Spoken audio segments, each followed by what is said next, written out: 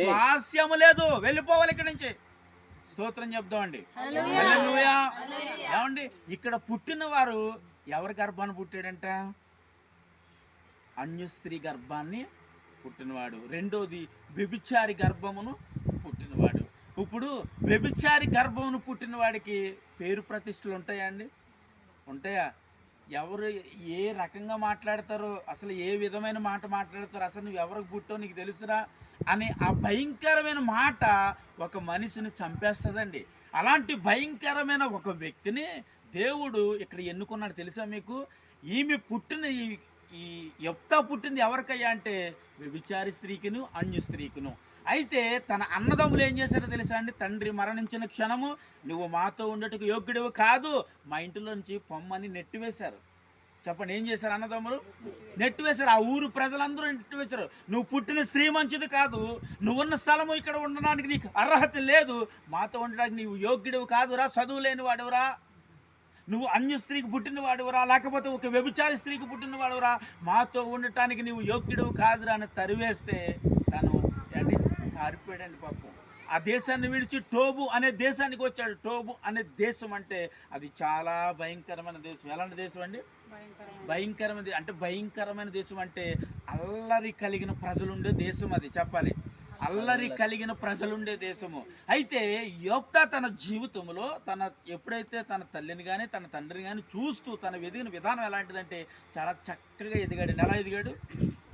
చాలా చక్కగా ఎదిగాడు, చాలా ఆత్మీయంగా ఎదిగాడు. కాబట్టి ఆ టోబు దేశానికి ఎప్పుడైతే వచ్చాడో ఆ అల్లరి జనుల మధ్యన తను ఎదుగుతూ వచ్చాడు. ఏం చేశాడు? ఎక్కడ ఎదిగాడు? అల్లరి జనుల ఎదుట.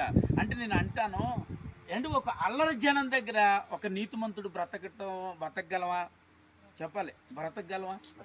ఇప్పుడు అల్లరి మనుషులతో ఉన్న ఒక నీతిమంతుడైనా సరే చెడిపోతాడండి. ఎందుకంటే తన జీవితాన్ని చాలా జాగ్రత్తగాను పవిత్రంగాను కాపాడుకుని దేవుని ఎదుట తన జీవితాన్ని జీవిస్తున్న సమయంలో ఏ ప్రజలైతే ఏ అన్నదమ్ములైతే నెట్టేశారో ఆ అన్నదమ్ములందరూ మళ్ళీ యెఫ్తా పాదాల దగ్గరికి వచ్చేటట్టు చేశాడండి. దేవునికి స్తోత్రం చెప్పాలి. హల్లెలూయా. ఏమండి, దేవుని దృష్టిలో అంత ఘనమైన వాడిగా యెఫ్తాను ఎందుకు ఎంచబడ్డాడంటే దేవుని ఎదుట నీతిగా బ్రతకాడు. ఏం చేశాడు? నీతిగా బ్రతకాలండి. మనం ఎప్పుడైతే దేవుని ఎదుట మనం నీతిగా ఇతరులను చూసి ఎప్పుడు మన భక్తిహీనంలోకి వెళ్ళిపోకూడదు.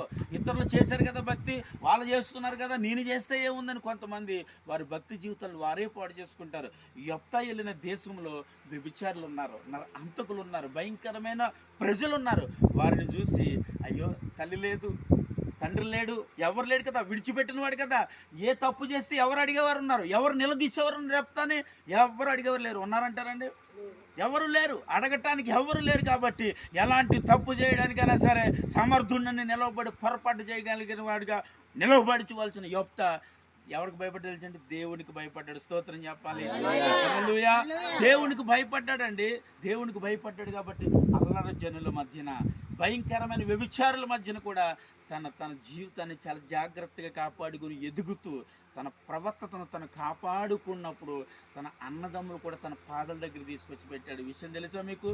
అందుకే నేను అంటాను, నీ భక్తి జీవితాన్ని కాపాడుకునే విషయంలో, నీ విశ్వాసాన్ని నువ్వు కాపాడుకునే విషయంలో ఇతరులను చూసి పాడైపోకూడదు. మనం కొంతమందిని చూసి పాడైపోతామండి. ఎవరిని చూసి అంటే బయట వాళ్ళు కాదండి, వాళ్ళు క్రైస్తవులేనండి, వాళ్ళు దేవుడిని నమ్ముకున్న వాళ్ళే, వాళ్ళు అంటారు. ఏమంటారు తెలుసా అండి? నేను దేవుడిని నమ్ముకోలేదా? నేను వెళ్ళట్లేదా? దేవుడు నన్ను నమ్ముకోలేదా? నేను చూడట్లేదా? దేవుడిని నమ్ముకోలేదా? నేను చేయట్లేదా అని వాళ్ళకు అవిశ్వాసమును నీ విశ్వాసమును చెరిపేస్తుందండి. దేవునికి స్తోత్రం. హల్లెలూయా. నీ విశ్వాసమును అది చెరుపుతుంది. కాబట్టి నువ్వు చూడాల్సింది ఒక్కరినే. ఎవరిని చూడాలి మనం? చెప్పాలి, ప్రభువును మాత్రమే చూడాలండి. ఇక్కడ అల్లరి జనులను చూడలేదు, పాపాన్ని చూడలేదు, తప్పులు చూడలేదు, పొరపాట్లు చూడలేదు, దేవుని మాత్రమే చూశాడు. కాబట్టి ఏ దేశము నుండి పారిపోయాడు అదే దేశానికి మళ్ళీ ఒక ఉన్నతమైన స్థానంలో నిలవబట్టడానికి రా అని వారే వచ్చి తీసుకెళ్ళేటట్లు. ఇప్పుడు యెఫ్తా దగ్గరికి ఎవరు వచ్చారు? అల్లరి ప్రజలు వచ్చారు. నేను అంటాను, నీ భక్తి జీవితాన్ని పాడు చేయడానికి క్రైస్తవుడు అంటూ క్రైస్తవురాలు అంటూనే వస్తారు. వారు వచ్చి నీ భక్తి జీవితాన్ని పాడు చేస్తారు. ఇక్కడ అంటున్నారు వీరు పాపం చేయడానికి, తప్పు చేయడానికి వెనకాడని ప్రజలు యొప్తా దగ్గరికి వచ్చారు. తప్పు చేస్తే తప్పు ఉంది, రావయ్యా, పాపం చేస్తే ఏముంది రా అని పిలుస్తున్నప్పటికీ తన ఒక విశ్వాసాన్ని కాపాడుకునే విషయంలో ఆ పాపం జోలికో, తప్పు జోలికో, పొరపాటు జోలికో పోకుండా తన జీవితాన్ని విశ్వాసంగా ఏం చేశాడు? కాపాడుకున్నాడు. హల్లెలూయా. అండి, ఎప్పుడు నువ్వు చేసే భక్తి జీవితంలో, నువ్వు చేసే ప్రార్థన జీవితంలో మనుషులను చూసి చెప్పాలండి, మనుషులను చూసి చేయొద్దు. ఏమండి, ఎప్పుడు కూడా ఇతరులను చూసి మనం చేయొద్దు. ప్రభు వైపు చూసి నువ్వు నీ భక్తి జీవితాన్ని చేయాలి. ప్రభు వైపు చూసి నీ ప్రార్థన జీవితంలో ఉండాలి. ప్రభు వైపు చూసి నీ విశ్వాస జీవితానికి ముందుకు వెళ్ళాలి. అప్పుడు నీ కుటుంబం ఒక దీవెనకరమైన కుటుంబంగా నా దేవుడు చేస్తాడు. ఆమె చెప్పాలి. హల్లెలూయా. కుటుంబంలో సమస్యలు, కుటుంబంలో అనారోగ్యాలు, కుటుంబంలో వ్యాధులు, కుటుంబంలో బాధలు, కుటుంబంలో అనేక రకమైన సమస్యలు కూడుకోవటానికి కారణం ఏంటయ్యా అంటే పొరపాటు చేయడానికి ఒక మనిషి జీవితం ముందుకు వెళితే ఆ పొరపాటు నీ జీవితంలో అనేకమైన శ్రమను తీసుకొస్తా ఉంది. ఏం తీసుకొస్తుంది? శ్రమ తీసుకొస్తుంది, బాధ తీసుకొస్తుంది, వేదన తీసుకొస్తుంది. అనేక రకమైన విధములైన పరిస్థితుల్లోనికి ఒక మనిషిని తీసుకువెళ్ళటానికి కారణం ఏంటంటే మనుషుల వైపు చూస్తాం కానీ దేవుని వైపు మనము చూడమండి. మనము చూడాల్సింది దేవుని వైపు కానీ మనుషుల వైపు కాదు. ఎప్పుడు మరి ఇతరుల వైపు చూసి మీ భక్తి జీవితాన్ని పాడు చేసుకోవద్దు. ఇతరులు చూసి మీ ఆత్మీయ జీవితాన్ని పాడు చేసుకోవద్దు. ఇతరులను చూసి మనం అలా బ్రతికేమనుకోండి, దేవునితో జీవించవలసిన ఆ జీవితాన్ని మనం పాడు చేసుకున్న వారు అవుతాం. ఆ దేవుడితో జీవించిన ఆ జీవితాన్ని మనం కోల్పోయిన వారు అవుతాం. చూడండి 8వ వచనం ఒకసారి చదువు తల్లి. అదే అధ్యాయంలో 8వ వచనం. అప్పుడు గిలాదు పెద్దలు మేము నీ యొద్దకు మళ్ళీ వచ్చితిమి, నీవు మాతో కూడా వచ్చి అమోనీయులతో యుద్ధము చేసి గిలాదు నివాసులమైన మా అందరి మీద నీవు అధికారి అవుతావు. చప్పట్లు కొడదాం ఒకసారి అందరూ కూడా. ఎవరు వచ్చారు ఇప్పుడు? నువ్వు వ్యభిచారి స్త్రీకి పుట్టిన వాడివి, నువ్వు అన్య స్త్రీకి పుట్టిన వాడివి, నువ్వు ఇక్కడ ఉండటానికి నువ్వు యోగ్యుడివి కాదు, నీ అన్నదమ్ములతో ఉండటానికి యోగ్యుడివి కాదు అని ఎవరైతే పంపేశారో ఆ పెద్దలందరూ ఎక్కడికి వచ్చారండి? ఇప్పుడు ఎందుకు వచ్చాడండి? ఎందుకు వచ్చాడో తెలుసండి? అతను బలవంతుడు, బలాఢ్యుడు అని రాయబడి ఉంటుంది ఇక్కడ. బలవంతుడు అంటే శరీర పరంగా బలవంతుడు కాదండి. శరీర పరంగా మనలో ఎంత బలం ఉన్నా ఆత్మపరంగా బలహీనులమే. శరీర పరంగా ఎంతలా ఉంటాడు మనిషి, ఆత్మపరంగా ఎందుకు చెప్పండి? కంటి చూపుకు పడిపోతాడు, కాలు నడక పడిపోతాడు, చిన్న తప్పు చూస్తూ పడిపోతాడు మనిషి. ఏమండి, మనిషి పడిపోవటానికి మరి ఎంతలా ఉన్నాం కదా సార్, మరి నిన్ను బలం లేదా? అయ్యో, నువ్వు శరీర పరంగా బలవంతుడివేమో కానీ ఆత్మపరంగా బలహీనులమండి మనం చెప్పాలి. ఆత్మపరంగా ఏమై ఉన్నాం? ఇతను శరీర పరంగా బలవంతుడిగా ఉన్నాడు, ఆత్మపరంగాను బలవంతుడిగా ఉన్నాడు. కాబట్టి ఆ దేశపు ప్రజలందరూ వచ్చి వాళ్ళు అంటున్నారు, మేమందరూ నీ దగ్గరికి వచ్చాం కాబట్టి మరలా నువ్వు తిరిగి వచ్చి అమోనీలతో యుద్ధం చేసి. ఎవరు వచ్చారంటే ఇప్పుడు ఈ దేశం మీదకి అమోనీలు వచ్చారు. యుద్ధం చేయడానికి శత్రువు వచ్చాడు. ఆ శత్రువు నుంచి విడిపించడానికి బలవంతుడు కావాలి. ఆ బలవంతుడు నీవే వస్తే గానీ మేమందరం రక్షింపబడతాం. స్తోత్రం చెప్పాలి. ఇప్పుడు నువ్వు వస్తే మేమందరం ఏం చేస్తాం? రక్షింపబడతాం. ఆ రోజు రక్షణ ఉందనుకున్నారండి, ఆ రోజు మాకు వీరందరూ ఉన్నారనుకున్నారు, ఆ రోజు మా ప్రజలు చాలని అనుకున్న ఆ దేశపు ప్రజలందరూ ఇప్పుడు ఎవరు కావాలని వచ్చారు తెలుసండి? చెప్పాలి, ఎవరు కావాలి? యొప్తా కావాలని వచ్చారు. ఎందుకు వచ్చారు? దేవుని వైపు తను చూశాడు, మనుషుల వైపు చూసి ఏం చేశాడు? పారిపోయాడు. అయ్యో, ఈ దేశంలో ఉండటానికి నేను యోగ్యుని కాను, సరే పారిపోయాడు. కానీ పాపపు దేశంలోనికి వెళ్ళిన నీతిగా బ్రతికాడు కాబట్టి, నీతిమంతుడిగా నిలవబడ్డాడు కాబట్టి తను ఆత్మపరంగా బలవంతుడు చేశాడు, శరీరపరంగా బలవంతుడు చేశాడు. ఏ దేశంలో ఓడిపోయాడో అదే దేశంలో నిలవబెట్టి వీళ్ళందరి మీద అధికారం వెళ్ళేవాడిగా నిలబెట్టాడు. స్తోత్రం చెప్పాలి. హల్లెలూయా. ఎక్కడ అధికారంగా నిలబెట్టండి? వారు అన్నదమ్ముల మధ్యనే ఏ దేశం పారిపోయాడో ఆ దేశంలోనే వాళ్ళందరినీ పరిపాలించడానికి ఒక నాయకుడిగా నిలబడ్డాడు. ఎందుకో తెలుసా? ఆ రోజు టోబు దేశపు ప్రజలు వచ్చి, రా మనం పాపం చేద్దాం అన్నారు. రా మనం తప్పు చేద్దాం, రా మనం ఇలాంటి తప్పులోకి వెళ్ళిపోదాం, ఇలాంటి ఆలోచనలు వెళ్ళిపోదాం, మన దేశం అంతా ఎలా ఉంది, పాడైపోయింది అని అన్న ఏ వ్యక్తి మాటకు లోబడలేదు, ఏ పాపాన్ని చూడలేదు, ఏ పాపమును చేయకుండా తన పవిత్రతను తను కాపాడుకున్నాడు. కాబట్టి దేవుడు ఆకాశము నుండి యొప్తాను దేవుడు చూశాడు. స్తోత్రం చెప్పాలి. ఎక్కడి నుంచి చూశాడండి? ఆకాశము నుండి దేవుడు ఎవరిని చూశాడు? అందరు పేరు చెప్పండి అమ్మా. ఎవరు ఆయన పేరేంటి? యొప్తా అనండి. యొప్తా ఆయనను ఎవరు చూశారు? దేవుడు చూశాడు. దేవుడు ఎలా చూశాడు? శరీరపరంగా బలవంతుడిగా ఉన్నాడని చూశాడు, ఆత్మపరంగా బలవంతుడిగా ఉన్నాడని చూశాడు. కాబట్టి నీవేరా దీనికి యోగ్యుడవు? నువ్వు శరీరపరంగా నువ్వు బలవంతుడు అయినంత మాత్రానికి నా పని చేయడానికి యోగ్యుడవు? నువ్వు చదువు ఉందని అనుకున్నంత మాత్రానికి నా పనికి యోగ్యుడవు? ధనం ఉందని నువ్వు అనుకున్నంత మాత్రాన్ని నా పనికి నువ్వు యోగ్యుడవు? అన్ని రకాలుగా ఉన్నాను, ఆశీర్వాదకరంగా ఉన్నాను నువ్వు అనుకుంటే నా పనికి యోగ్యుడవు కావు అని దేవుడు నిరూపించడానికి యోగ్యత లేని యొప్తాను ఎన్నుకుని ఆ దేశపు ప్రజల మీద అధికారాన్ని ఇచ్చాడు. దేవుడికి స్తోత్రం చెప్పాలి. హల్లెలూయా. కాబట్టి ఈరోజు ఇక్కడ నిలబడిన నీవు ఒకవేళ ఎన్నిక లేని స్థితిలో ఉన్న, పరిస్థితులు ఉన్న, అప్పుల్లో ఉన్న, బాధల్లో ఉన్న, వ్యాధితో ఉన్న, కుమిలిపోతున్నావా? నువ్వు శరీరపరంగా ఒకవేళ కుమిలిపోతున్నా, ఆత్మపరంగా ఒక బలవంతుడిగా నిలబడితే దేవుడు నిన్ను బలపరుచుతాడు బిడ్డ. దేవుడికి స్తోత్రం చెప్పండి. చాలా మంది ఆ వ్యాధిని చూసి కృంగిపోతారండి, పడిపోతారండి. ఇంకా నాకు ఈ వ్యాధి తగ్గదండి, నాకు ఈ బాధ వదలదండి, నాకు ఈ అప్పులు తీరిపోవండి, అయ్యి బాబాయ్ నా మొగుడు ఇంక మారడండి. ఆ రోజు చెప్తా, అబ్బాయి లేదండి ఇంక ఇలాంటి ప్రజల మధ్య నేను నీతిగా బ్రతకలేనండి, నా వల్ల కాదండి బాబు, నేను వెళ్తే తప్పు చేసేస్తున్న గొడవ వదిలిపోద్దని చెప్తా అనుకుని ఉంటే ఆ దేశపు ప్రజల మీద నాయకుడిగా నిలబడి ఉండేవాడు కాదు, అమ్మోనీయులు ప్రజలను జయించేవాడు. నేను అంటున్నాను, అమ్మోనీయులు ప్రజలు ఈ లోక సంబంధమైన వ్యాధులకి సాదృశ్యమైతే ఈరోజు అలాంటి వాళ్ళని నువ్వు జయించాలంటే విశ్వాసముతో ముందు నిలబడాలి. మనము చెప్పాలి స్తోత్రం. ఏ వ్యాధి, ఏ బాధతో ఉన్నావు, నీ భర్త అలాంటి పద్ధతులు ఉన్నాడు, బిడ్డలు అలాంటి పద్ధతులు ఉన్నాడు, ఏడుస్తాయి. ఎవరి దగ్గరికి వెళ్ళి ఏడుస్తాడు? మనం ఎక్కడికి వెళ్ళి ఏడ్చాడు? చెప్తే ఎక్కడికి వెళ్ళి ఏడ్చాడు అండి? టోబు దేశానికి వెళ్ళి ఏడ్చాడు.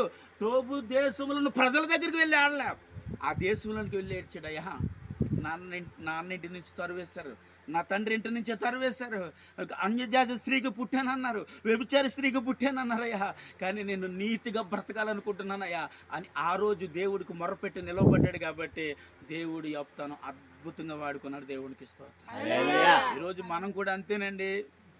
శరీరపరంగా మనం చాలా బలహీనము, కానీ ఆత్మపరంగా నువ్వు బలవంతుడు అయితే దేవుడు ఖచ్చితంగా ఒక ఉన్నతమైన స్థానంలో నిలబెడతాడు. హల్లెలూయా. మంచి ఆరోగ్యముని ఇస్తాడు. ఆరోగ్యముని ఇచ్చినా మనం ఏం చేస్తామండి? చెప్పాలి. దేవుడు ఆరోగ్యాన్ని ఇస్తాడు. అమ్మాయి ఎలా ఉంది ప్రార్థన చేస్తాను అనుకో, అలాగే ఉందండి.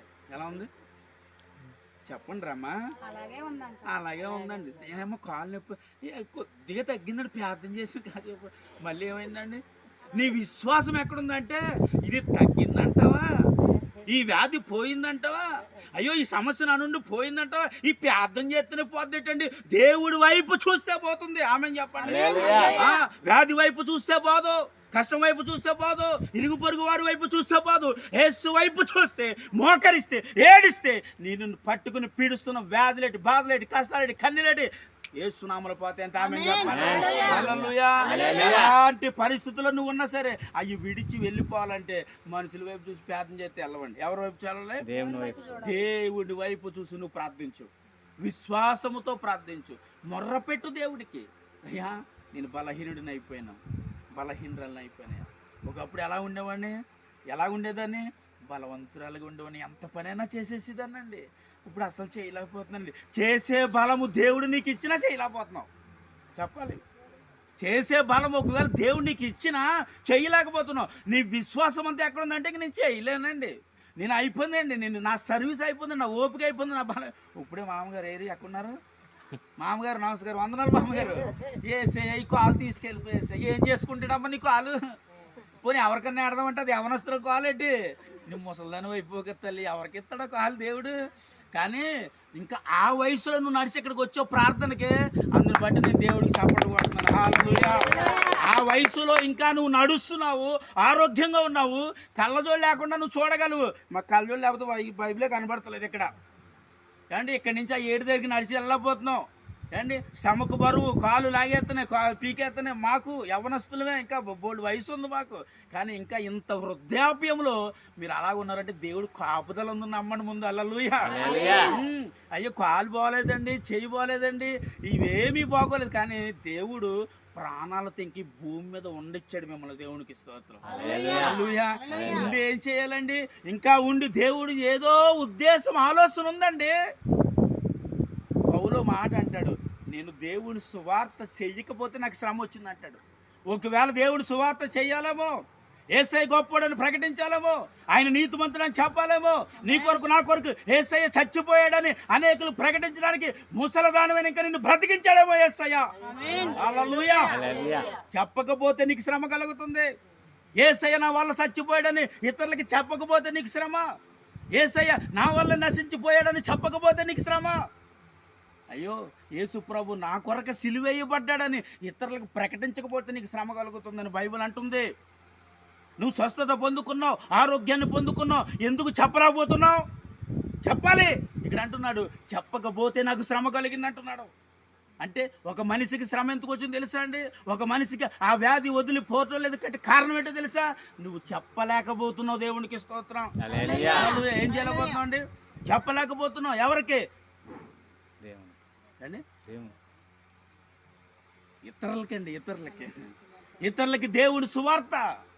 దేవుడు నా విషయంలో కార్యం చేశాడు, స్వస్థపరిచాడు, ఆరోగ్యమునిచ్చాడని ఇతరులకి నీకున్న దానిని నువ్వు చెప్పుకోలేకపోవటం వల్ల అంటున్నా పౌలు అన్నమాట నాకు శ్రమ కలిగింది అన్నాడు.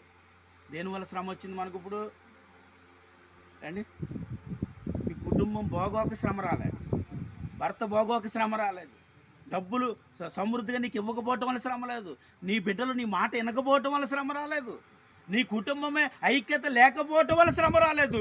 దేవుడి సువార్త చెప్పకపోతే ముందు నీకు శ్రమ కలిగింది. చెప్పాలి దేవుడి మాట, చెప్పాలి ఇతరులకి. నువ్వు నమ్మిన దేవుడు గొప్పోడని ఇతరులకు నువ్వు ప్రకటించగలగాలి. ఇది సువార్త.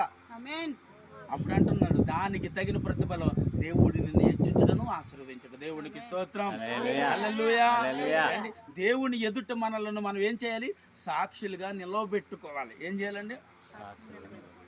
ఎక్కడ సాక్ష్యపు జీవితం? చచ్చిపోతున్నాయేమన్నాయా? ఇంక నేను దేవా నీ సన్నిధిలో నేను నిలవబడలేను అంటే వచ్చి అంటున్నాడు నువ్వు భయపడొద్దు. యెరూషలేములో ఏ రీతిగా దేవుని వాక్యము అనగా నువ్వు నీ సాక్ష్యమును చెప్పావో అలాగే ఈరోజు రేపు తెల్లవారినప్పుడు కూడా అదే రీతిగా నిలవబడి నువ్వు చెప్పు, నేను నీకు తోడుగా ఉన్నానని పౌలుతో దేవుడు మాట్లాడాడు. దేవునికి స్తోత్రం. హల్లెలూయా. భయపడ్డాడండి, కానీ దేవుడు మాట్లాడాడు తనతో. ఈరోజు నీతో మాట్లాడుతున్నాడు. దేవుడు నీతో చెబుతున్నాడు. నీ జీవితంలో దేవుడు ఎన్నో కార్యాలు చేశాడండి. చేయలేదంటారా? ఆయన అంగీకరించినది మొదలుకొని ఇప్పుడు వరకు, రక్షింపబడినది మొదలుకొని ఇప్పుడు వరకు నీ జీవితంలో ఒక్కొక్క అద్భుతం చేయకుండా యేసయ్య గొప్పవాడని నువ్వు చెప్పలేకపోతున్నావు. ఆయన గొప్పవాడని ప్రకటించలేకపోతున్నావు. ఆయన వల్ల ఇది నేను పొందుకున్నాను చెప్పలేకపోతున్నావు. ఆయన వల్ల నా జీవితం ఈ కార్యం జరిగిందని నువ్వు చెప్పలేకపోతున్నావు. దేవుడు వాక్యం అంటుంది చెప్పగలగాలి ఇతరులకి. దేవుడికి స్తోత్రం. హల్లెలూయా. ఏం చేయాలని మనం చెప్పాలి. ఎవరికి చెప్పాలి? ఇప్పుడు చెప్పాలి, ఇతరులకు చెప్పగలగాలి. అప్పుడు దేవుని సువార్త చేయకపోతే నాకు శ్రమ నడుచుడు. ఆ శ్రమ నిన్ను విడిచిపోతున్నామే, ఆ వ్యాధి నిన్ను విడిచిపోతున్నామే, ఆ కష్టము నిన్ను విడిచిపోతున్నామే అని చెప్పండి. హల్లెలూయా. ఇవన్నీ పోవాలంటే ముందు దేవుని మాట ఇతరులకు నువ్వు ప్రకటించాలి. ఏం చేయాలమ్మా? ప్రకటించాలి. ఏమని ప్రకటించాలి? మనం ఏమని ప్రకటిస్తున్నాం దేవుని సువార్త?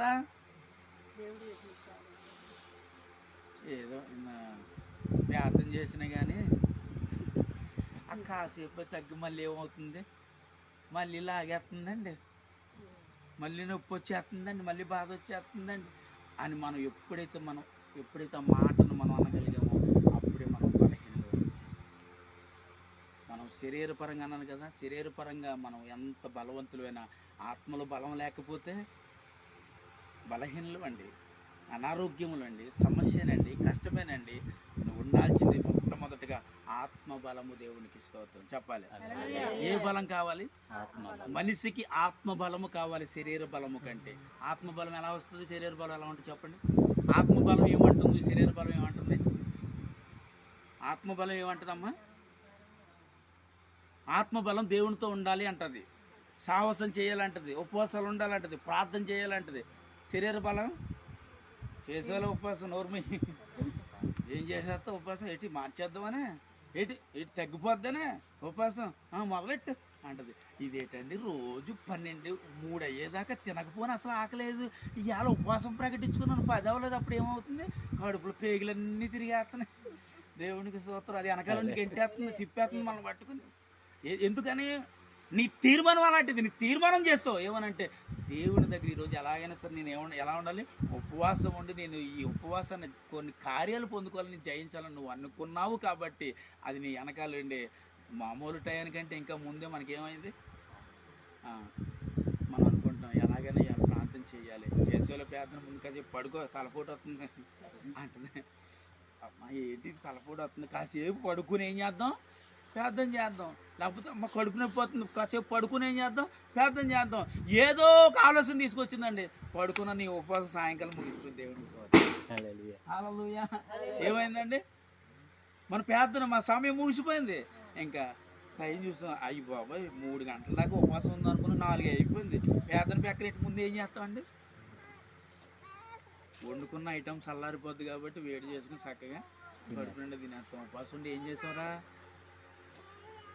ఉపవాసం ఉండి దేవుడి దగ్గర మొరపెట్టింది ఏంటమ్మా నువ్వు, ఉపవాసం ఉండి దేవుడి సన్నిధిలో ఏం ఏడ్చావురా తల్లి నువ్వు, ఏ సమస్యను దేవుడికి ఇచ్చావు, ఏ వేద దేవుడికి ఇచ్చావు, ఏ బాధను దేవుడికి ఇచ్చావు, నీ భర్త విషయం, బిడ్డల విషయం, వ్యాధి విషయం, దేనికోసం కృంగిపోతున్నావో దాన్ని ఉపవాసం ఉండి దేవుడికి అప్పగిస్తే కదా, అప్పగించాలి దేవుడికి.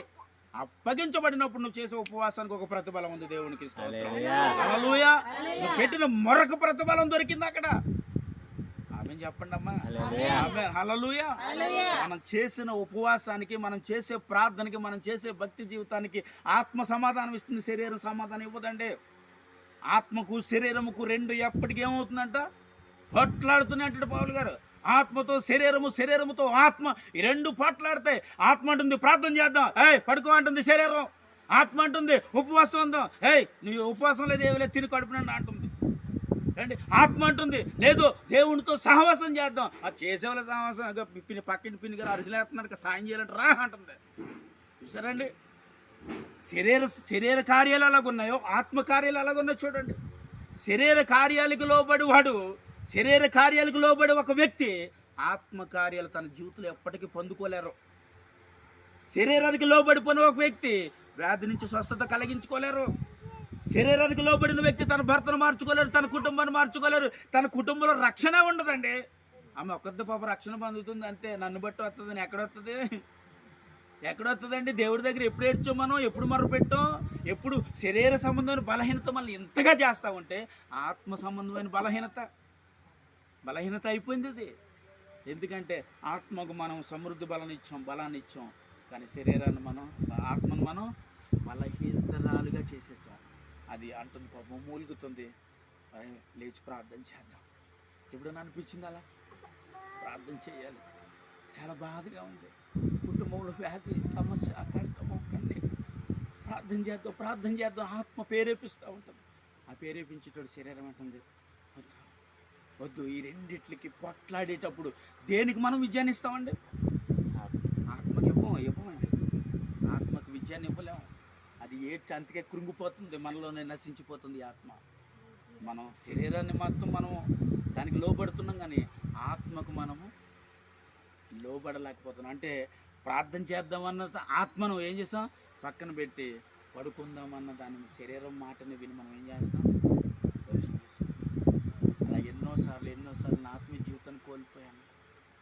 ఎన్నోసార్లు పర్వాలేదులే, 1 గంట పడుకుంటే ఏమైంది, తర్వాత లేచి ప్రార్థన చేయలేమా, అది మనల్ని ఏం చేస్తుందని ఎన్నోసార్లు నా ఆత్మీయ జీవితాన్ని కోల్పోయిన దినాలు ఉన్నాయి. కాబట్టి నా శరీరమును కంటే నేను ఆత్మ మాట వినటానికి సిద్ధపాటు అవుతూ ఉంటాను ఎప్పటికప్పుడు. ఆత్మ ఏది చెబుతుందో, ఆత్మ ఏది ప్రేరేపిస్తుందో, ఆత్మ ఏది చేయమంటుందో అది చేయటానికి మాత్రమే ఒక మనిషిగా నువ్వు ముందుకు వెళ్ళగలగాలి. శరీరం మాట ఇప్పుడు ఏనొద్దండి, ఇది చాలా మోసకరం. చెప్పాలి, ఇది చాలా మోసకరం. ఈ శరీరం మనం చాలా ఈజీగా మోసం చేస్తుందండి, ఆకర్షిస్తుంది, అందాలను చూపిస్తూ ఉంది, ఆస్తులను చూపిస్తూ ఉంది, డబ్బును చూపిస్తూ ఉంది, లోక సంబంధమైన ప్రేమను చూపిస్తూ ఉంది శరీరము. అది ఆత్మ అయితే యేసయ్య ప్రేమను చూపిస్తుంది, సిలువలో మరణించిన ఆయన రక్తమును చూపిస్తుంది, ఆయన నీ కొరకు నా కొరకు సిలువ త్యాగమును చూపిస్తుంది. కానీ దీనికంటే మనకి ఏది ఇష్టపడుతుందో తెలుసండి, లోక సంబంధమైన ప్రేమని ఎక్కువగా మనం ఇష్టపడుతూ ఉంటాం. లోక సంబంధమైన వాటికి ఎక్కువ మనం లోబడిపోతూ ఉంటాం. లోక సంబంధమైన వీటి ఎక్కువగా మనం ఆశపడిపోతూ ఉంటాం. వాటికి ఆశపడిపోయి పర సంబంధమైన దేవుడికి రోజుకి మనం దూరం అయిపోతూ ఉంటామండి. పర సంబంధమైన దేవుడికి దూరం అయిపోయి అంటాను, సాతానుకు సమీపంగా బ్రతుకుతాం, దేవుడికి దూరంగానే. హల్లెలూయా. ఇప్పుడు 2 సంవత్సరాల పాప తల్లికి దూరంగా ఉందనుకోండి, ఎలా ఉంటుంది? సమయానికి అన్నం పెట్టేవారు ఉంటారా? పిల్లలకి దావ చేస్తే నీళ్ళు ఇచ్చేవారు ఉంటారా? అమ్మ పాలు కావాలని ఏడిస్తే ఇవ్వటానికి తల్లి దగ్గరగా ఉంటుందా? ఎక్కడో దూరంగా ఉందండి. ఎలా వస్తుంది? ఆ తల్లి ఏమవుతుందండి? కొన్ని రోజులుగా ఆ పిల్ల కృషించి కుంగిపోతుందండి. బిడ్డ, నువ్వు కూడా ఇంతే. దేవుడు నీకు సమీపంగా ఉండాలనుకుంటున్నాడు. వాక్యం అనే పాలన ఇవ్వాలనుకుంటున్నాడు, పరిశుద్ధత ఇవ్వాలనుకుంటున్నాడు, తన ప్రేమను నీకు ఇవ్వాలనుకుంటున్నాడు, తన బలాన్ని నీకు ఇవ్వాలనుకుంటున్నాడు, తన శక్తిని నీకు ఇవ్వాలని, తన ఆరోగ్యమును నీకు ఇవ్వాలని పరలోకాన్ని విడిచి భూమి మీదకి వచ్చాడు యేసయ్య. హల్లెలూయా. చెప్పండి, ఏమి విడిచి వచ్చాడు చెప్పండి? మన కోసం మన భర్త ఒక రోజు ఏదైనా, అయ్యా ఇది నాకు ఇష్టం లేదు మానంటే భర్తే మానట్లేదు. ఒరే కొడుకా, ఈరోజు ఈ పని చేయొద్దురా అంటే నీ కన్న కొడుకే నీ మాట వినట్లేదు. వద్దు బిడ్డ ఈ పని చేయకంటే నీ కడుపును పుట్టిన బిడ్డే ఆ పని చేయటానికి నీ మాట వినట్లేదే. మరి ఏం చూసి యేసయ్య నిన్ను ప్రేమించి వచ్చాడు ఈ భూమి మీదకి? ఏం చూసి యేసయ్య వచ్చి నీకు స్వస్థ ఇచ్చాడు? యేసయ్య వచ్చి ఏమిచ్చి నీకు ఆరోగ్యం ఇచ్చాడు? ఎందుకు వచ్చి యేసుక్రీస్తు ప్రభు సకల ఆశీర్వాదములు నీకు ఇస్తున్నాడు? నువ్వు నశించిపోకుండా ఉండినట్లుగా నిన్ను తను కాపాడుకోవటానికి, తను ఎప్పుడు నీకు సమీపం ఉండి తన ఆత్మ నశించిపోకున్నట్లుగా నిన్ను కాపాడుకోవడం తను ఎంతో ప్రయాసపడుతున్నాడు. ప్రేమను బట్టి దేవుడికి స్తోత్రం. అంటాను, ఇదేం ప్రేమ అంట? మనం యేసయ్య చెప్పాలండి, యేసయ్య ప్రేమ. ఈరోజు నీ కొరకు ఎవరు ప్రాణం పెట్టలేదు, ఎవరు నిన్ను ఆదరించలేదు, ఎవరు నీ కొరకు నిలవబడినవారు ఒక్కరు లేరు. ఉన్నారంటారా? ఒకప్పుడు శ్రమలో ఉన్నాం, ఎవరు లేరండి. బాధలో ఉన్నాం, నీకోసం ఎవరు రాలేదు. అప్పుల్లో ఉన్నావు, నీరు ఒకవేళ నీ గుమ్మాలోంచి వెళ్తే నువ్వే మళ్ళీ అప్పు అడుగుతామని మళ్ళీ ఎవరో నీ బంధువులు చుట్టాల స్నేహితులు ఎవరు నీ గుమ్మాలోంచి రాలేదు, వెళ్ళిపోయారు, పక్క నుంచి వెళ్ళిపోయారు. అండి, వ్యాధితో ఉన్నావు, అయ్యో హాస్పిటల్ తీసుకెళ్ళమంటావు, పక్క నుంచి వెళ్ళిపోయారు. అండి, శ్రమలో ఉన్నావు, అయ్యో శ్రమలో ఉంటే వాళ్ళకి సాయం చేయాలేమో అని పక్క నుంచి వెళ్ళిపోయారు. అన్నీ వెళ్ళిపోయిన తర్వాత ఏమీ లేదు, ఏడుస్తున్నాం. అయ్యా ఏమీ లేదయ్యా, ఈ పరిస్థితుల్లో, ఈ భయంకరమైన స్థితిలో బ్రతుకుటి కంటే సచ్చితమేలయ్యా, నన్ను తీసుకెళ్ళిపో ప్రభా అని మనం అప్పుడప్పుడు ఏడ్చామండి. ఆ ఏడ్చే సమయంలో యేసయ్య వచ్చి ఆ చెయ్యి పట్టుకుని నిన్ను లేవనెత్తాడు. దేవునికి స్తోత్రం. ఆ ఏడ్చే సమయంలో, పడిపోయిన సమయంలో, కృంగిపోయే సమయంలో, ఆ దీనకాలమైన సమయంలో వచ్చి చేతి పట్టుకుని లేవనెత్తని. అంటాను, అందరూ ఉన్నప్పుడు చెప్పండి, అన్నీ ఉన్నప్పుడు అందరూ ఉంటారు, ఏమీ లేనప్పుడు యేసయ్య మనతో ఉంటాడు. దేవుడు నిజమండి, ఏమీ లేనప్పుడు యేసయ్య మనతో ఉంటాడు. పేదరికంలో ఉన్నావా, బాధతో ఉన్నావా, వ్యాధితో ఉన్నావా, కష్టములు ఉన్నావా, శ్రమలో ఉన్నావా, ఏ పరిస్థితుల్లో ఉన్నావు బిడ్డ, ఆ పరిస్థితుల్లో ఒకవేళ నువ్వు ఉంటే ఆ సమయం ఇప్పుడే దేవుడు ఎందుకు ఈ స్థలంలోకి నిన్ను తీసుకొచ్చాడో తెలియదు, ఏ బలహీనతతో వచ్చావో తెలియదు.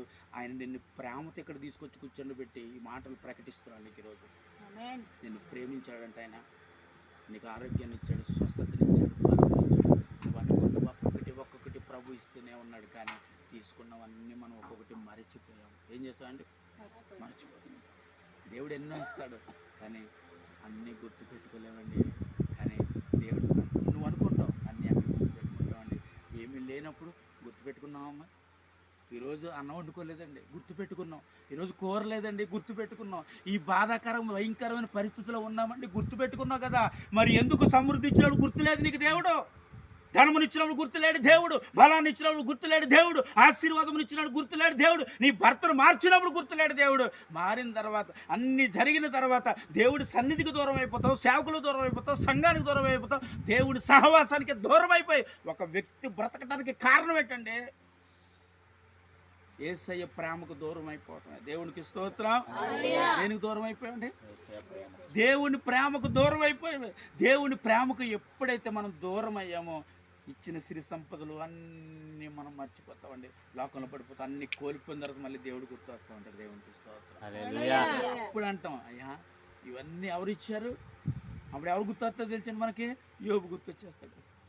అయ్యా యోబును గుర్తు చేసుకుని అంటాం, ప్రభువా అన్ని పోయినప్పుడు యోబు ఎలా ఉన్నాడో తెలియదు, కానీ ఈ చిన్న సమస్య నన్ను ప్రాణం తీసేస్తుందయ్యా, చచ్చిపోలనిపిస్తుందయ్యా, చచ్చిపోతే బెటర్ అనిపిస్తుందయ్యా అని ఏడుపు వచ్చేస్తుందండి.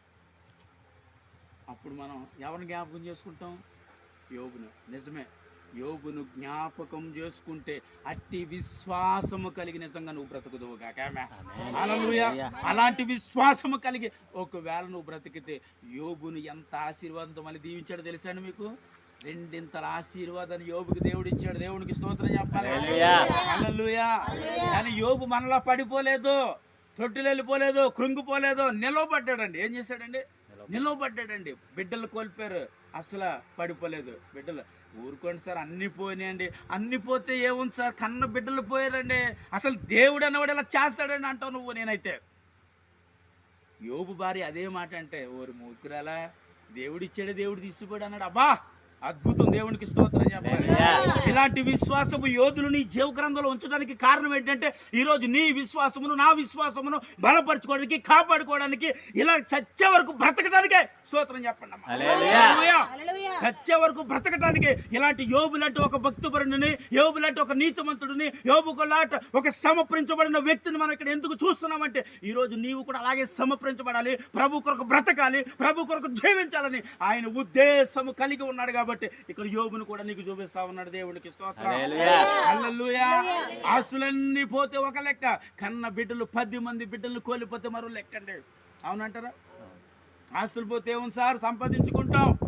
డబ్బు పోతే ఏముంది సార్, మళ్ళీ కష్టపడతాం. బలం ఉంది, ఆరోగ్యం ఉంది అని అంటావు నువ్వు. కానీ బిడ్డలు పోతే ఎలా సంపాదించగలమండి? బిడ్డలు కోల్పోతే ఎలా సంపాదించగలవు? చే అంటుంది భార్య. నీ నోటితో దూషించి సావరా అని అంటుంది తన భార్య. దేవుడు ఇచ్చాడండి, దేవుడే తీసుకెళ్ళిపోయాడు. ఏంటి అన్నీనే ఆస్తులు దేవుడు ఇచ్చాడు, ఓకే సరే, అన్ని దేవుడు ఇచ్చాడు రా, అన్ని పోనీ. కానీ బిడ్డలు కూడా దేవుడు ఇచ్చాడండి, అందుకే తీసుకువెళ్ళిపోయాడు అన్నాడు. విశ్వాసంతో చచ్చిపోయే వరకు బ్రతికాడు, చచ్చిపోలేదు. ఏ భార్య దూషించి వెళ్ళిందో అదే భార్యతో 10 మంది బిడ్డలు ఇచ్చాడు. కోల్పోయిన ఆస్తి, రెండింతల ఆశీర్వాదమైన ఆస్తిని మళ్ళీ యోబుకి తిరిగి నా దేవుడు ఇచ్చాడు. దేవుడికి హల్లెలూయా. అలాంటి ఆశీర్వాదం పొందటానికి యోబులో ఉన్న ఒక విశ్వాసం. స్తోత్రం చెప్పండి. యోబులో ఏముందమ్మా? ఏముందిరా యోబులో? విశ్వాసం ఉంది, నమ్మకం ఉంది, నీతిగా ప్రభు కొరకు బ్రతకాలని ఒక తీర్మానం ఉంది. ప్రతి మనిషిలో ఒక తీర్మానం ఉండాలి. ఏముండాలి? తీర్మానం అన్నది చాలా ముఖ్యమైనది మనిషికి. తీర్మానం లేకపోతే జీవితం ఏం లేకపోతే, తీర్మానం లేకపోతే ఒక మనిషి పవిత్రంగా బ్రతకలేం, ఒక మనిషి నీతిగా బ్రతకలేం, ఒక మనిషి పడిపోవటానికి అవకాశం ఉంది. తీర్మానం అనేది ఏంటంటే, ఏమంటాం? తీర్మానం అనేది ఏంటో తెలుసా అండి? నువ్వు తప్పు చేస్తాయి గద్దించేది, నువ్వు పాపం చేస్తాయి గద్దించేది, ఆశపడతాయి గద్దించేది. ఏంటిది? తీర్మానం. మర్చిపోవా, ఇది చేసావు నా యోధ అని నిన్ను ప్రేరేపించే పరిశుద్ధాత్ముడే తీర్మానం. దేవునికి స్తోత్రం. హల్లెలూయా. ఇలాంటి తీర్మానం ఒక వ్యక్తి జీవితంలో కలిగి ఉంటే ఆ కుటుంబం ఎప్పుడు ఆశీర్వాదకరంగా ఉంటుంది. దేవునికి స్తోత్రం చెప్పండి. ఆ కుటుంబం ఎప్పుడు నెమ్మది పొందుకుంటున్నామని చెప్పండి. ఆ కుటుంబంలో ఎప్పుడు సమాధానమే ఉండును గాక. సమాధానం ఉంటుంది, ఆశీర్వాదం ఉంటుంది, సంతోషం ఉంటుంది, బలం ఉంటుంది, ఆరోగ్యం ఉంటుంది, అన్నీ ఉంటాయండి. ఎప్పుడు నీ తీర్మానానికి కట్టుబడి ప్రభు సన్నిధిలో నీ ఎదుగుతున్నది, ఈ ఎదుగుదలను బట్టి దేవుడిచ్చి బహుమానాలు ఇవి. హల్లెలూయా. అందుని బట్టి మన జీవితాలను దేవుని సన్నిధిలో ఏం చేయాలా చెప్పండి? తీర్మానంతో గడపాలి, భద్రపరచుకోవాలి, పవిత్రంగా బ్రతకాలండి, పరిశుద్ధంగా బ్రతకాలండి. అప్పుడే పరిశుద్ధమైన దేవుడు నీ హృదయంలోకి వస్తాడు. దేవునికి స్తోత్రం. ఇక్కడ పరిశుద్ధత, ఇక్కడ పవిత్రత లేకపోతే నీ దేవుడు అపవిత్రమైన దేవుడు చెప్పాలండి. అపవిత్రమైన దేవుడు కాడు, ఆయన పరిశుద్ధుడు అని రాయబడి ఉంది. పరిశుద్ధుడైన దేవుడు పరిశుద్ధంగా ఉంటేనే నీ దగ్గరికి వస్తాడు. పవిత్రమైన దేవుడు నువ్వు పవిత్రంగా ఉంటేనే నీ దగ్గరికి వస్తాడు. నీతిమంతుడైన నా దేవుడు నువ్వు నీతిగా బ్రతికితేనే నీ దగ్గరికి వస్తాడు. ఎలాగలాగా ఉంటానండి, ఎలా బ్రతికేస్తానంటే నా దేవుడు రాడండి. నువ్వు దేవుడి కొరకు కొన్ని తీర్మానం, నేను అన్నది ఇదే తీర్మానం. ఆ తీర్మానం కలిగి నువ్వు జీవిస్తే పరిశుద్ధాత్మ దేవుడు గర్తించి ఎప్పుడైనా నీ తోడుగానే ఉంటాడని చెప్పాలి. హల్లెలూయా. నీ జీవితాన్ని, నీ ఆరోగ్యమును అన్నిటినీ కుదిర్చేవాడు, సమకూర్చేవాడు ఎవరండి? చెప్పాలండి. ఖమ్మంలో డాక్టర్ ఫేమస్ ఎవరన్నా? ఆయన గారు చెప్పాలి. డాక్టర్లకు పరమ డాక్టర్ వైద్యుడు క్రీస్తు ప్రభుమా. నేను అంటాను డాక్టర్ దగ్గరికి వెళ్ళొద్దని చెప్పనండి. డాక్టర్ దగ్గరికి వెళ్ళాలి, ట్రీట్మెంట్ చేయించాలని నేను చెప్తాను. కానీ డాక్టర్ చేయలేని పని నా యేసయ్య చేస్తాడండి. డాక్టర్ చేయలేని పని. మీకు తెలుసా, ఫస్ట్ వేలో నాకు కోవిడ్ వచ్చింది. కోవిడ్ వస్తే నాకు అన్ని చెకప్లు చేసి 3 రోజులు బ్రతుకుతారు అబ్బాయి, అయిపోయింది సీన్ అని చెప్పారండి. 3 రోజులు మా సంఘం అందరికీ తెలుసు 3 రోజులు ఇంక నేను బతుకుతానని. నన్ను తీసుకెళ్ళి హాస్పిటల్లో పాడేశారు. సత్తే బాడీ కూడా ఇచ్చే రోజులు కాదు కదా మరి. ఫస్ట్ వేలో శవం కూడా దొరకదండి. నేను వెళ్ళేటప్పుడు సంఘం అందరూ చూసి ఏడుస్తూ ఉన్నారు, అయ్యగారు తిరిగి వస్తారో రారని. ఇంకా 3 రోజులు నీకు అయిపోయింది టైం అని డాక్టర్లు మా సంఘం అందరితో చెప్పి, అమ్మ ఆయన కోసం ఏదన్నా మీరు చేయాలనుకుంటే అన్నీ చేసేసుకోండి అని డాక్టర్లు చెప్తే లోపలికి వెళ్ళిపోయాను, పడుకున్నాను. 3 రోజులు అండి, 5 రోజులు ఉన్నాను హాస్పిటల్లోనే. 3 రోజులు అయిపోయిన తర్వాత 3వ రోజు, ఆ రోజు నైటు ఇంకా డాక్టర్ చూసి నాకు ఒక ఫోటో తీసుకుని వెళ్ళిపోయిన తర్వాత ఆ రోజు ఇంకా లాస్ట్ దినం 3వ రోజు అనమాట. ఆ 3వ దినం ఉన్నాడు, ప్రభువా ఇంకా బతికితే నీ సేవ చేస్తాను, ఆల్రెడీ నీ సేవలో ఉన్నాను, చచ్చిపోయినా పర్వాలేదు, ఏంటి బ్రతికినా పర్వాలేదు, కానీ బ్రతుకుంటే మొత్తం నీ సేవ చేస్తానయ్యో, నన్ను బ్రతికించుకో అని నేను అలా ప్రార్థన చేసి పడుకున్నాను. అండి కరెక్ట్గా 4ంటికి తెల్లారింది. అసలు లేచి అలా కూర్చొని తెల్లవారుజాను 5 గంటలకు నేను తలంతా తాను చేశానండి. దేవుడికి స్తోత్రం అండి. తెల్లవారుజాను 5ంటికి వేడి నీళ్ళు పెట్టుకుని ఒక్కడినే స్నానం చేసి బట్టలు మార్చుకుని వచ్చి మంచం మీద కూర్చున్నాను. ఏంటి అప్పటికి 14 రోజులు పైనుంచి నాకు ఆహారం లేదు, ఆకలి వేస్తూ ఉంది. అప్పుడు నాకు తెలియదు స్వస్థత కలిగిందని. అండి ఆ తర్వాత నాకు టిఫిన్ రాగానే కడుపు నిండా టిఫిన్ చేశానండి. చేసిన తర్వాత 2 రోజుల వరకు మరి చూస్తారు కదా డాక్టర్. 2 రోజులు చూసి చచ్చిపోలేదేంటి, మళ్ళీ టెస్ట్లన్నీ చేస్తారని తీసుకెళ్ళి. అండి చచ్చిపోవట్లేదు. ఎందుకంటే దేవుడు ముట్టాడు ఆ రాత్రి వచ్చి. దేవుడు నన్ను ముట్టి నన్ను లేపి నీ సేవ కొరకు ఒక ఉన్నతమైన సేవలో నిన్ను వాడతాను బిడ్డానని చెప్తానన్నాడు. అలాగా ఎన్నోసార్లు చచ్చిపోతావు అని ఈ ప్రాణాన్ని దేవుడు కాపాడుకుని దేవుడు సేవలో వాడుకుంటున్నాడండి. బ్రతికినంత వరకు చచ్చిపోయిన యేసయ్య కొరకే చచ్చిపోతాను. మనుషుల మాటలు బట్టి కాదు, మనుషుల పనులు బట్టి కాదు. నా కన్నవారు ఉన్నవారు బంధువులు స్నేహితులు వదిలేశారని భయంతో బెంగతో చచ్చిపోనండి. యేసయ్య వదిలేస్తే చచ్చిపోతాను నేను. యేసయ్య ఒక్క క్షణము ఆయన నా పట్ల కన్ను మూస్తే నేను చచ్చిపోతాను. నేను అదే అడుగుతుంది, దేవుడయ్యా ఒక్కసారి నన్ను విడిచిపెట్టి ఒక్క క్షణమును వదిలితే నేను చచ్చిపోతానయ్యా. కానీ నన్ను ఒక్క క్షణం కూడా నన్ను వదలలేదు, విడిచిపెట్టలేదు. ఇప్పటికీ అండి నా ప్రాణమును కాపాడుకుంటూ తన సేవలో, తన పనిలో, తన పరిచర్లో ఒక ఉన్నతమైన స్థానంలో దేవుడు నన్ను వాడుకుంటూ ఉన్నాడు. నిన్ను వాడతాడు బిడ్డ. దేవుడు వాడతాడు. తీర్మానం చేసుకోండి, ఉపవాసం ఉండండి, ప్రార్థన చేయండి, కన్నీరు విడవండి. ఎలాంటి కార్యాలను నీ జీవితంలో జరుగుతాయి. ఆమె విశ్వాసం గొప్పది, ప్రార్థన గొప్పది, తీర్మానం గొప్పది. ప్రభు కొరకు నిలబడే విశ్వాసము అద్భుతమైనది. నేను అంటాను అది యోబు కంటే గొప్ప. అతి పరిశుద్ధుడా స్తుతి నైవేద్యము నీకే అర్పించి కీర్తింతును. నీవు నా పక్షమై నన్ను దీవించగా, నీవు నా తోడువై నన్ను నడిపించగా,